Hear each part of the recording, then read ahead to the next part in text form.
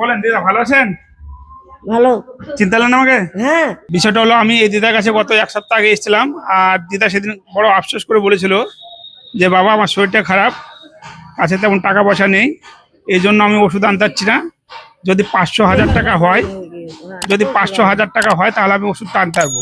যখন দিদা আমাকে বললো যে বাবা টাকার জন্য ওষুধ আনতে পারছি না, আমি সেই দিদাকে 1,000 টাকা দিয়ে বলেছিলাম যে দিদা ঠিক আছে, আপনি ওষুধ আনবেন, এনে খাবেন। তো ওষুধ এনেছেন তো নাকি? এখন শরীর কেমন আছে? একটু হালকা আছে, নাইলে একবারই হয়তো দিলে না হাঁটে আসতে পারে।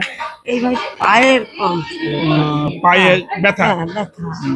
আরে তো ঠিক আছে, ওষুধ আছে তো? হ্যাঁ, আর ওষুধ ওই ওষুধগুলো খাচ্ছেন, নিয়মিত খাচ্ছেন? ওষুধগুলো খাবেন, তাহলে শরীরটা ঠিক থাকবে। আচ্ছা। ওষুধ এনেছেন, ঘরে ফেলে রাখবেন না, ওষুধগুলো টাইম মতো খেতে হবে, তারপর শরীর সুস্থ হবে। এখন কিছু খাবেন, কিছু খেতে মন চাইছে? আর কি খাবো? ভাত তো খাইলাম তো। ভাত খেলেন তো? হ্যাঁ। ফল টল, ও, ফল খাবেন? কোন ফল খেতে ইচ্ছে হচ্ছে? ফল আমি ভালো করে খাই না। কি ফল খেতে চান বলেন?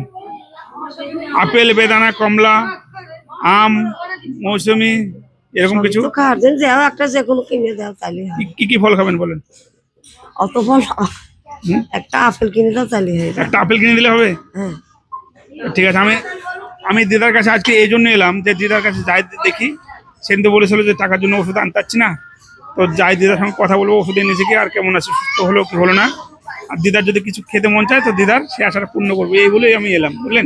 ঠিক আছে, আপেল খেতে তাহলে আপনার জন্য ফলের ব্যবস্থা করে দিচ্ছি। ঠিক আছে, আমি আসছি। এত লোকের নির্দেশে আমাকে একটা ফলের দাম দিচ্ছি, চেয়ে যাইস না তো। হ্যাঁ, আমি একটা ফল পয়সা দিয়ে যাই, আমি কিনে খাই। আচ্ছা, ফল দেবো না? না, ফল টাকা দেবো। কিনে খাই না। ঠিক আছে, তাহলে দিদা বলছে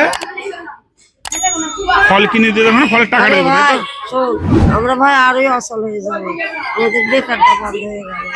তা ঠিক আছে দিদা, আমি আপনাকে ফল কিনে দিচ্ছি না, আপনাকে ফলের টাকা দিচ্ছি, আপনি কিনে নেবেন। ঠিক আছে, ঠিক আছে, এটাই ভালো হবে। হ্যাঁ, ওটাই বলছে যে ফলের টাকা দিলেই হবে। এরা আমাদের কি বলে?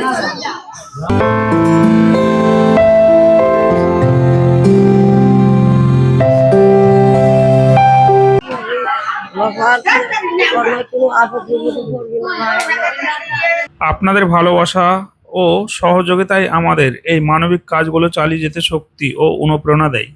যদি মনে হয় আমার মাধ্যমে একজন অসহায় মানুষ বা একটি অসহায় পরিবারের সামান্য উপকার হচ্ছে, তাহলে ভিডিওটি লাইক, কমেন্ট ও শেয়ার করুন এবং আমাদের পেজটি ফলো করে পাশে থাকুন।